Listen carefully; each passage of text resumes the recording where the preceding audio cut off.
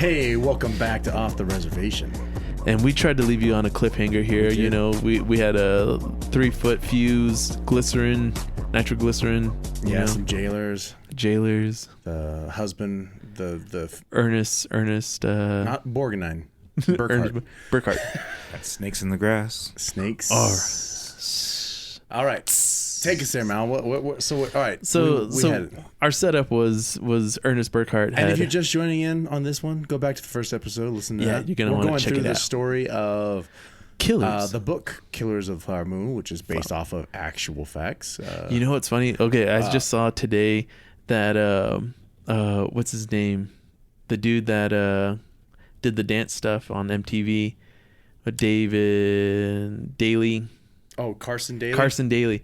He was doing an advertisement for it, and he was running it, and he called it the Killers of the Lost Moon. And I was like, what are you talking about, dude? Oh, really? Yeah. Is he in the movie or something? No, he was on one of those morning shows or something like that. Oh. And I was like, come on, dude. Like, they give you a teleprompter. It's not hard, man. You're butchering the name. Yeah. People are going to get lost now. They're wrong killers, man. Here's to you, San Diego. I told you, he reads everything you put on that teleprompter. That was Carson Daly. Yeah. Okay, that was an upset intern. Killers of the Lost Moon. That was the title of his new book he was writing. He's writing that one. But yeah, so we're covering the Killers of the Flower Moon. Yes. So where we're at is we got... what was it? Ernest Burkhart. Just a quick summary of what we did last time, right? W.K. Hale. He's like king of the Osage at this point. King of the Osage Hills. He has found his way into everybody's pockets. Yes. And he is currently in a conspiracy to kill off a family. And like he's bolstered himself on both sides, right? Not just the Anglo he's side, everywhere, but yeah. the Osage side. So Yeah. some people think he's a good person. Yeah. They think, he's definitely out. not. Yeah. But so far, central to the story is Molly Burkhart, who is married to Ernest Burkhart, who is related to W.K. Hale. Yeah, this is a nephew. Her mother, Lizzie, has been killed. Poisoned. Her sister has been killed, execution style. Body was found days later after that, right? Yeah. Anna. And Minnie, is Minnie still? So we're getting to Minnie. Oh, okay. All right, so that's where we're at. That's who we're focusing on right now. Pretty sure. Yeah, it was Minnie, right? Pretty sure it was Minnie that got... Okay. So let's just keep going on. All right, so we're at the scene. W.K. Hale has enlisted his nephew Ernest to start... Ernest is kind of like this middleman, right? He's like hiring these people to carry out all of this stuff. And he's also an overseer. But he's also like this guardian to Molly, appointed guardian. Well, he's her husband, but really, at what point, is he just controlling the money? Mm-hmm. Yeah. So, all right. So he's with he's take us through this scenario again. Sorry. Stuff your sorries in a sack, mister. We were ready for this. I'm sorry about that. Okay. Just doing some fact checking. Yeah, I'm just trying to make sure. Can you cover for me? Yeah, so I have here that Rita's sister was married to Bill Smith, and their house was the one that blew up, like how we were just talking about. Okay. One of the... So it was Rita's house. Mm-hmm. Rita. Okay, so Rita's house. And Rita's house. One thing I wanted to tell everybody, too, is at this point, there were over 24 tribal members murdered at this point, and the oil revenue that coming into the tribe was over $30 million. At this time? At this time, yeah. In like the 1920s? Yeah. So when I said Saudi rich, like that's how much wealth was there. Yeah. Right. And wait, how much again? How much again? 30 million. 30 million? Yes. And one of the notes here I wrote here was from February 1922 to March 1923, there were 8 deaths. Just due to wow, dude. So 300 million in 1920 is equivalent to purchasing power. Not like, I wouldn't say it's like in a total like, all inflation, whatever, but in today's standard, that's $4 billion, man. Jeez. $4.5 billion. That's crazy. And so at this time, like these natives were able to take trips. They were able to go to like there Paris. were some that were living lifestyles, yeah, like right? they were seeing the world, like, and well, you're finding your information that you wanted to. What I always thought was amazing was this should have been the level that all natives, all tribes should be living at, even to this day, right? Like, what are the subsidies that are being taken from our tribal lands right now, right? Like, off the reservation, like, it's all native land. Like, from sea to sea, from coast to coast, it's all native land. So, at a certain point, like, and it really got me the other day. I was watching TikTok, and I was watching this native talk about how our ancestors were the ones owed reparations. We're not owed anything. And I was like, dude, like that's like 2 generations ago. Yeah. Like that, those treaties that were enacted then were put to help our grandparents. You know what I'm saying? Yeah. Establish themselves in society. And they were reneged on. You know what I mean? Yeah. And then things like this happened with the Osage murders. And this is just one thing. Like, we don't even talk about how, like, just 5-6 miles outside of Albuquerque here, there's uranium pits, right? Yeah. On Laguna Pueblo. Yeah. Like, what are the dividends that should be going into the Pueblo? Yeah. You know what I mean? Like, it's really one of those things that, like, if you think about it, if they had somebody like what was his name, John Palmer, they could have totally monopolized on the mineral rights of that and become uranium millionaires. You know what I mean? But so let's jump back into this because I finally figured it out. Okay. So where we left off was Ernest had set up the situation where a prisoner was going to light the fuse to this keg of nitroglycerin stashed in Rita Smith's house. Yeah, I might have said Minnie in the last episode, but we were talking about Rita. And so what ends up happening is that suddenly everyone's asleep, and in the story, it's being told from Molly's point of view, Molly and Ernest's point of view. They're asleep at home, and all of a sudden they said that like it was like the night lit up, and all of a sudden Molly walks to the window and is like, "What's going on?" And suddenly they just hear this massive boom. Yeah, and the Rita's house is blown up, like just blown up. Is she in there? Like her family, everybody's in there, or so what? It was her and her husband and I think it was a white housekeeper. Yeah, that was interesting, right? They had a white housekeeper. Yeah, man. Which I thought was like, what? That was like that Forrest Gump moment. Yeah. But yeah, so now their house is blown up, and so everyone in around in the area comes running out, and they're like freaked out because now Anna's been murdered, Henry's been murdered, now Rita's house has been blown up. Yeah. Other natives, they've been showing up with poisoning, saying like it was whiskey, bad whiskey, or and some of them were like, I think they got poisoned. Their whiskey was poisoned. Wow. And so Rita's now blown up, and her husband was also doing some investigating into who was perpetrating these. And he's gone now things. Too? Well, he was survived. Oh. So he was, when they pulled him out, he was smoldering. Like he was burning up. Yeah. And Rita pretty much was instantly confirmed as dead. Yeah. And the housekeeper was gone too. Everywhere. Oh. So she was sitting on the keg. She was sitting everywhere. And to the point where people were like, yeah, we found some of her on our house. So that kind of a thing. Yeah. So and the level of terror, like it's crazy to really think about. Like, I mean, I know we're like making light of it because it's uncomfortable, but in the same sense, like the level of terror that these natives had to live through. Like, and it was every single tribal member. They were saying, like, we talk about targeted individuals. Like, every single native that was a tribal member was a targeted individual. Whether they were just robbed just walking down the street because they knew they had pocket money, so to say, Yeah. Right. or for their clothes, or for like the car they were driving. Like they were seriously targeting people. Yeah. Yeah.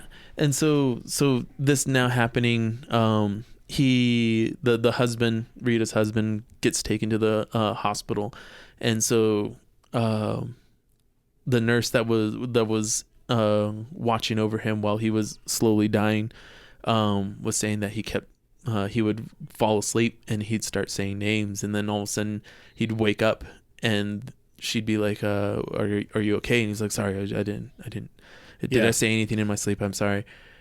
And then he had said something like, they're coming after me. There's only two people that I'm afraid of, and that's Ernest Burkhart and William Hale. That was Rita's husband that was in the hospital. So he's like, he knows, right? So he said that. He knows. Yeah.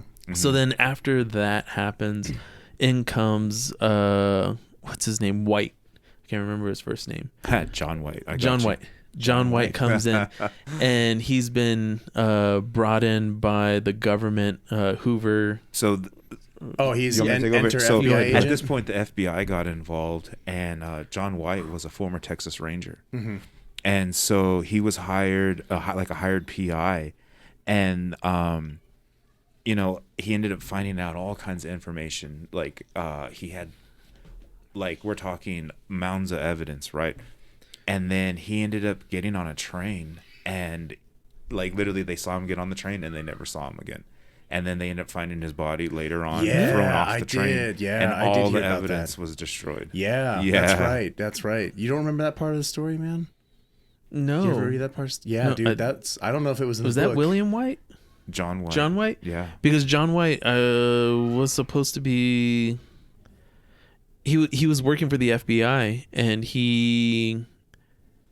I do remember there was somebody... I remember hearing that story about somebody... And they were like building this case, and he got on with a briefcase. Yeah. All this evidence, got on a train, and he never got to the end. He just disappeared, and then like days later, they found his body, like he was thrown from the train. I read that he got evidence that there was a gang, like a called the Spencer Gang, that was running rampant in Osage County. Yeah. And he got a few of their members to admit to being murder for hire. And they were the ones who helped explode the Smith house, Rita's house. Yeah. Dang. And so that kind of takes us into right when the trial, at least that's where my information, I started reading. And from there, I kind of went into reading more about the trial that happened. But just the level of corruption, man. And like, we want to talk about the amount of money that was coming into Oklahoma. It was almost beneficial for the local governments to look the other way to allow this to happen. Yeah. Because they were getting paid off the books, right? And I don't know if I'm putting the cart before the horse, but one thing that really struck me as crazy was they talk about the Great Depression and the oil boom, and then all of a sudden everything happened and there was no longer any more oil and no longer any more money. And it was like... Well, the oil ran dry. And like that just made me think of that Simpsons where Mr. Burns has a sideway drilling, right? Like it really made me think of like, what did they do to just take the oil out from under them? Just completely just make their plot, so to say, just barren. Yeah. And then like we're talking about that 30 million, it was just gone. Like it just evaporated. Yeah. Do you know what I mean? Like these people still served life sentences and got out early. They still, like, some of them got pardoned and were able to move back to Oklahoma. Our family's from Oklahoma. We're still alive. Our family names still exist. These people's families still exist. And I think that people need to look into people's bank accounts. If you really want to, if I really have to say it, you look at these Anglo families that have bolstered themselves in American society, like the Murdaugh family and the Murdaugh murders, right? Mm-hmm. Like this family was able to establish themselves in that community and perpetrate and get themselves involved in drugs, gambling, guns. Yeah. Like these these WASP families are out there perpetrating, and it's with native money still. Yeah.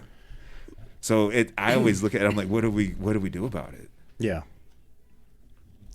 Oh, I don't know. So ultimately what ends up happening is they end up finding out that the FBI ends up finding out that Ernest Burkhart has been working as like the dirty hand for Hale, and in the process they ended up discovering that, you know, around the same time Molly has been getting sick, and because she's getting sick, the FBI agent who's running it goes, hey, let's go ahead and get Molly away from Burkhart.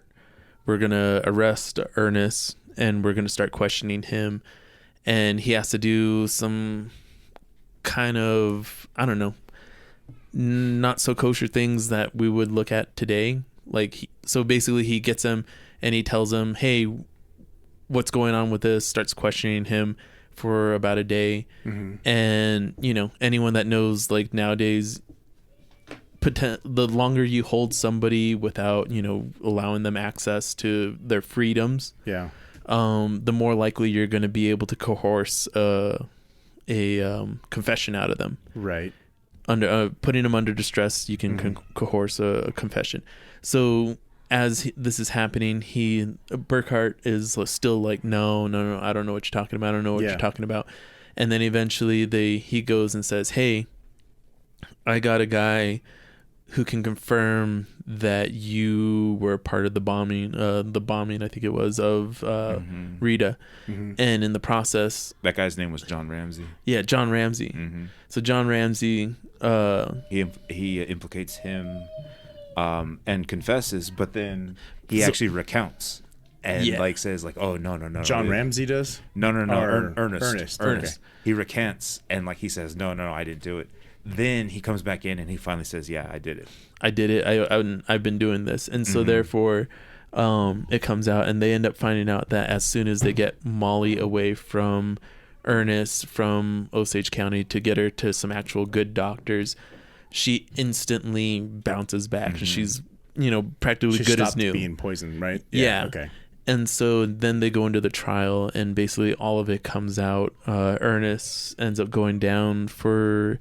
all these things. It all leads back to Hale. Yeah. Hale ends up getting Hale gets life in prison. Okay. Murder in the first degree, and so he only gets So what's crazy is Ernest also went to prison, right? Like he got convicted, but he was released in 1937. And then literally went ahead and perpetrated again. He robbed an Osage family and went back to jail in 1959. Dang, man. Like, think about that, man. Like, that's like our parents, like. Yeah, that was happening while our parents were kids. Yeah. And so. And then, well, hold on. And then he was given a pardon in 1965. Oh. Yeah. Like, that's Oklahoma. Like, you know what I'm saying? Yeah. Like, gods and guns. And if you think about it, more than likely he got off due to the fact of his uncle's connections, you know what I mean? And then he lived to the ripe old age of 94. What? Died in 1986. Jeez, man. Like, and so that just shows, like, if he lived to 86, then I mean his kids are watching this show. We know you. No, I'm just joking. Joking. The crazy thing is because Molly had believed that Ernest loved her so much that it wasn't up until the trial that all of a sudden she was like, wait, she realized that he had been her? He had been duping her, he'd been poisoning her, he'd been, you know, had a hand in all the murder of her family. Yeah. Like, this is like serial killer level stuff. Like, she's like the level of deceit, man. Like, as much as like Martin Scorsese may put it out that he's torn between, you know, I love Molly and I'm devoted to Hale, like, this is serial killer level kind of stuff, you know. You're going and murdering her sister and then going and going to bed with her. Wait, and you then said not Martin just that. Scorsese? What are you talking about? No, So not Martin Ernest. Scorsese. Oh, Ernest. Okay, So it was here's not what's Martin messed up, Scorsese. right? So not only did Ernest like slowly murder her family, but in essence he infiltrated her bloodline. Like they ended up having 2 kids together. Yeah. And so now these 2 kids had to grow up in Osage County with everybody knowing that their father was a serial killer, so to say. And so, not only do you have like these I don't know, man. It's like it's like an endless stream of just like evil that he brought on this family. You know what I mean? Yeah. So you got this photo here. Yeah. Who are these guys? Let's go. So the guy with the glasses is Hale. This is Hale right here. Yeah. So this is the main dude right here, right? Yeah. Okay. Yeah. And then honestly, I kind of don't know who the other guys are. So some other white guys. Yeah. Perpetrators. I mean, more than likely, if they're hanging around Hale, more than likely I think they're it's up his to no brothers, good. or not his nephew, Ernest. Yeah. Oh, this looks like it might be Ernest, right? Yeah. I feel like Ernest. I don't know does which one looks like a Leonardo. that. Oh, I don't know. They look like a bunch of Baptist ministers. I swear. Okay, and who's this here? So this is the Osage members, and this was right when they were. So we were talking a little earlier about how their tribal lands were decided to give them mineral rights, and I think this was like right around that time. Oh, okay. So ultimately, I guess like this has been a cool thing because I know when I read the book, I had heard it from my inspiration for starting the podcast was My Favorite Murder, and they had covered it. Reading it and hearing them talk about it made me want to read the book. And so then I got into the book. Then I found out our father, he had been given the book, and then in the process of me listening to it, reading it, and being blown away. And if you haven't read it, I totally suggest reading it, dude. This is a very well put together book. It's has a level of our Euro-American history. Yeah. The thing of the FBI, the creation of the FBI. Yeah. How it was created. It gives you an insight into the things that were happening during that time. Because as much as we're focused on William Hale and Ernest Burkhart and how these guys were monsters, he may have been the big boss monster, but there was plenty of other little demons among them. And so that's actually where my research led me. Sorry to cut you off, but it ended up going all the way as far as the governor of Oklahoma, right? So the governor got outed for taking bribes, and from the governor it went down to the judges. The judges were working with the overseers, and the overseers were working with the sheriffs. So it just showed this level of corruption. And if you think about current society, it's the exact same way. You have these governors who are running roughshod, and they're just bolstered up by their cronies. Yeah. And it's just history repeating itself, So I also believe in closure. So what ended up happening was she ended up divorcing Ernest, and she had 3 other children. She remarried in 1928. And in 1931, she became a full citizen of America, and I just thought that was sick. That's disgusting. We weren't even citizens. Yeah, and she was finally able to oversee her money. Yeah. You know what I mean? And that's not just a thing for women's lib. I was watching this with my daughter and my wife, and they were like, I can't believe this is really our history. And just this lady this lady is at the equivalent of Cleopatra. She literally had enough money to rule an empire. Yeah. And it was stolen from her. They themselves were just disgusted with these men.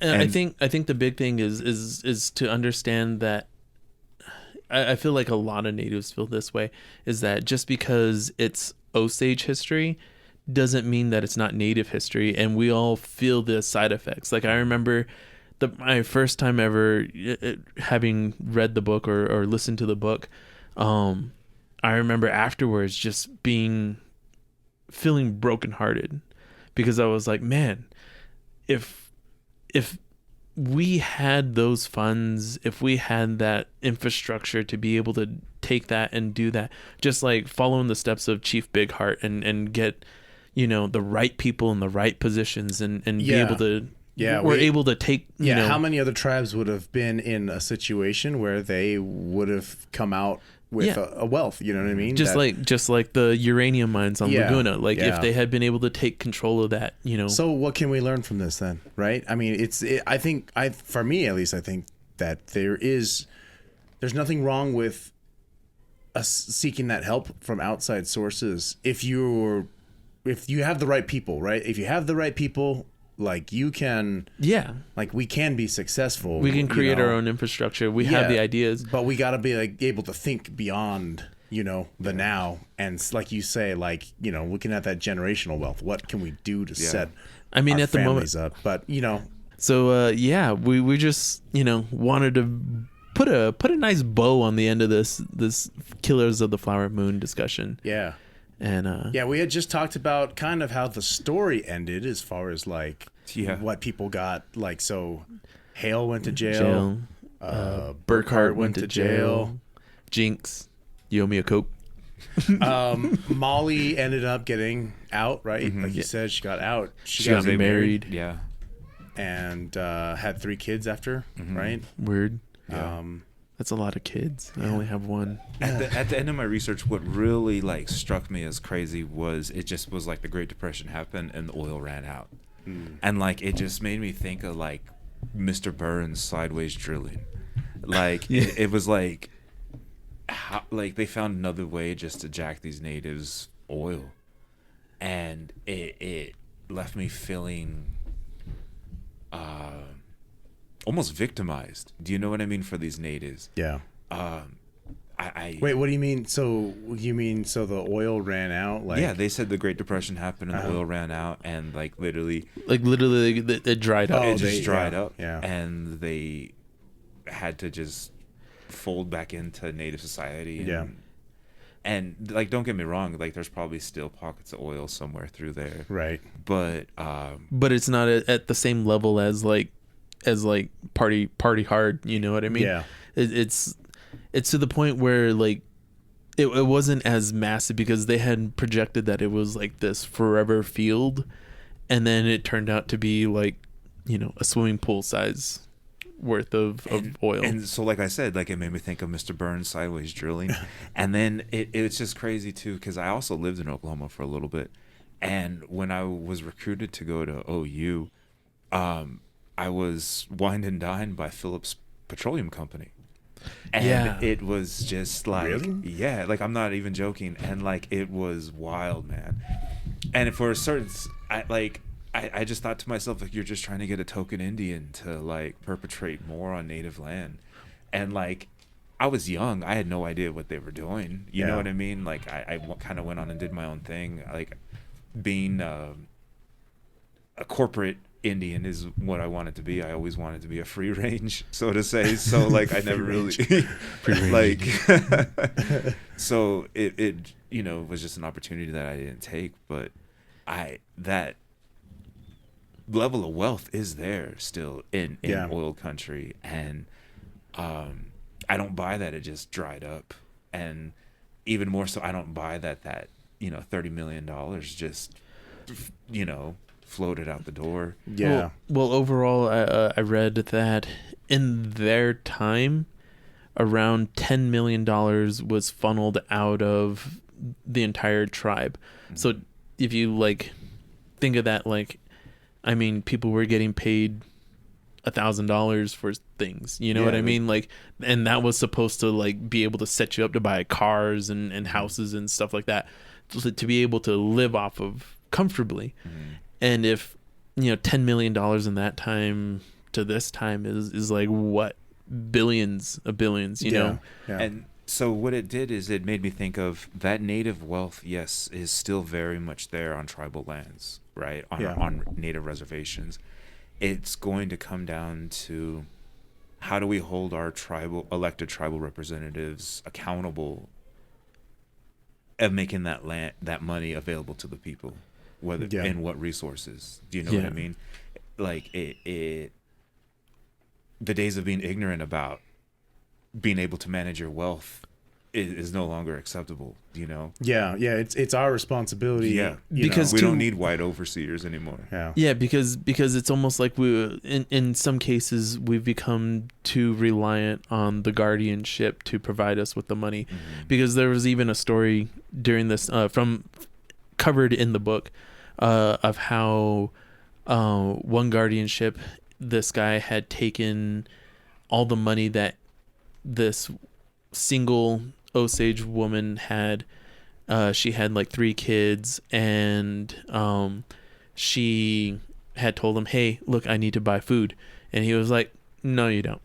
And she was like, No, I need to buy food." And he's like, yeah, I don't think so. And so he started using her money to buy himself things. And during that time, all of a sudden, her baby, she had just had a baby, her husband had died, and her baby had gotten sick, just a normal like cold. And she was like, "I need to take him to the doctor and get medicine." And he was like, "No, that's just a waste of money." And she was like, No. She started fighting him for it, and eventually the baby died. And then her next kids, they were like, "We're starving." She was like, "I need to feed my kids." He was like, "No, you don't."